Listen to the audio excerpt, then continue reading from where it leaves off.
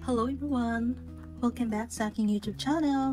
So today's video ay papakita ko sa inyo kung paano magluto ng steamed fish with lots of garlic. Kakaibang isda ang nabili ko sa palengke at medyo pricey siya.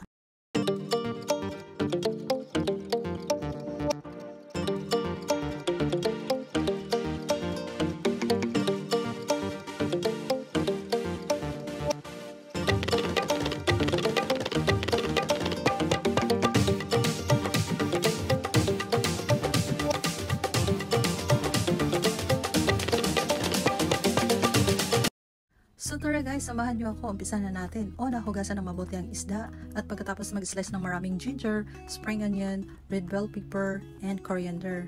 Ayan, pagkatapos ay nilagyan ko na ng maraming ginger sa ilalim ng tiyan ng isda at sa may bibig. Pagkatapos sa likod ng isda sa may plato.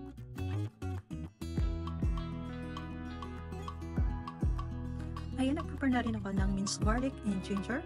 At pagkatapos ay nag-prepare na rin ako ng 3 tablespoons of soy sauce, 2 teaspoons of sugar. Ayan, i-mix-mix lang natin. Pagkatapos, halu-haluin lang ng mabuti hanggang sa matunaw yung sugar. And then, pagkatapos ay nagpainit na ako ng kawali at ginisa-gisa ko na lang din yung garlic hanggang sa mag-golden brown siya guys. Pero mas maganda hindi yung brown na brown talaga.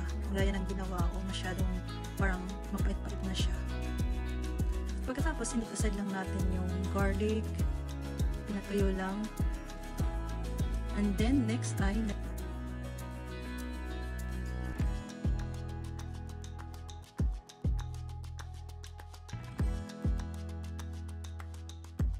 nagpainit na ako ng tubig. And ready to steam na yung isda. Steam lang siya ng 10 minutes. Ayan, charan, luto na ang isda. Bawasan lang natin ng konting tubig yung isda kasi masyadong marami ang tubig. At pagkatapos ay naglagay na rin ako ng garlic.